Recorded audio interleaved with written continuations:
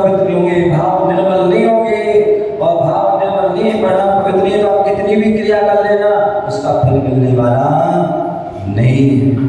तो इसलिए परिग्रह का त्याग, कसायों का त्याग, और उसके साथ साथ अब इतना त्याग कर दिया तो कुछ धारण भी तो कर लो, कुछ प्राप्त भी तो कर लो। तो बोले व्रतों को धारण कर लो। क्या कर लो? व्रतों को धारण कर लो। अहिंसा व्रत, सत्य व्रत, अचौर व्रत, ब्रह्मचर्य व्रत, अपरिग्रह व्रत, यहाँ अणु व्रत श्रावक है। अहिंसा व्रत, सत्य व्रत, अचौर व्रत, ब्रह्मचर्य व्रत, परिग्रह, परमाणु व्रत। तो ऐसे व्रतों को, और हमारे यहाँ था एक व्रत भी आपने धारण कर लिया, एक व्रत छोटे से छोटा व्रत भी ले लिया, आपकी सदगति होगी, नियम है। और जिसने दुर्गति का बंद कर लिया, नरक निगोद का बंद कर लिया, वो कभी व्रत नियम संयम को कभी धारण नहीं कर पाए। अब सोच लेना, विचार कर लेना कि आपके अंदर जो व्रत लेने के भाव हो रहे हैं, नियम संयम को धारण करने के भाव हो रहे हैं, इसका मतलब आपकी सदगति होने वाली है, सदगति निश्चित है। और यदि आपके छोटा सा नियम भी नहीं ले पा रहे हो तो समझ लेना आपकी दुर्गति निश्चित है। तो इसलिए उन्हें व्रतों को धारण कर लो, और यदि आपने एक छोटा सा व्रत धारण कर लिया, समझ लो आपकी सदगति फिक्स हो गई, आपकी देह गति फिक्स हो गई। क्या हो गई? जो व्रतों को धारण कर लेता है और जो मुनियों को दान दे देता है, समझ लो उसकी सदगति। राजा सैनिक ने कभी व्रतों को धारण नहीं कर पाए, कभी मुनियों को दान नहीं दे पाए। कृष्ण जो है, लक्ष्मण है, आदि जितने भी नारायण प्रतिनारायण होते हैं, वो कभी मुनियों को दान नहीं दे पाते, कभी वह व्रत संयम को धारण नहीं कर पाते। क्यों? क्योंकि दुर्गति उनकी नरक गति निश्चित है, अधोगामी, अधोगामी निश्चित। तो इसलिए व्रतों को धारण करें। और अंत में जो है, यदि आपने परिग्रह का त्याग कर दिया, कसायों का त्याग कर दिया, व्रतों को धारण कर लिया, तो फिर क्या होगा? आपका मन और इंद्रियां बस में हो जाएगी। क्या हो जाएगी? बोले परिग्रह का त्याग करके, कसायों का त्याग करके, व्रतों को धारण करके, उसके बाद मन और इंद्रियों को बस में कर लीजिए। तो मन के जीते जीत है, मन के हारे हार, और जिसने मन को जीत लिया वो हो गया भव से।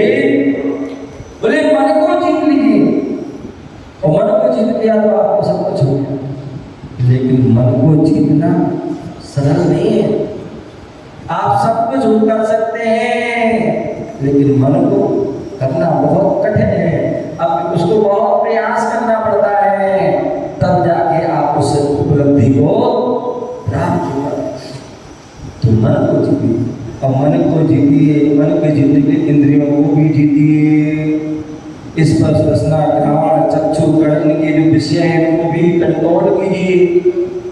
अन्यथा मन बस में नहीं हो पाएगा। आपका स्पर्श इंद्रिय का विषय चल रहा है, उसमें आसक्त हो तो मन वहीं लगेगा। रसना का, ध्यान का, चक्षु का विषय चल रहा है, कर्ण का विषय चल रहा है, तो क्या होगा उस समय आपका मन बस में नहीं हो सकता। इसलिए मन और इंद्रियों को विजय प्राप्त कीजिए, जीतिए, तभी हमारे ध्यान की उत्पत्ति होगी, तभी हम ध्यान कर पाएंगे, तभी हम ध्यान की परिपाटी को प्राप्त करके आगे हम सिद्धि को भी प्राप्त कर। आज तक का इतिहास जितने भी जीव सिद्ध पद को प्राप्त हुए, तो फिर में 3.5 से 4.5 स्वाध्याय चलता है, जिसमें त्रिकालवर्ती महापुरुषों का स्वाध्याय चल रहा है, जिसमें 24 तीर्थंकरों का पूरा विस्तार से वर्णन चल रहा है। वहाँ बताया जा रहा है कि मोक्ष आदि के बारे में, कैसे कैसे मोक्ष होता है। तो सारे बड़े मोक्ष को प्राप्त करना है तो ध्यान करना होगा। आदिना भगवान ने मोक्ष की प्राप्ति के लिए 14 दिन पहले सारे कार्य करके योग विरोध कर दिया। अनेक तीर्थंकरों ने 1 महीना पहले ही साधना प्रारंभ कर दी, तब जाके मोक्ष हुआ।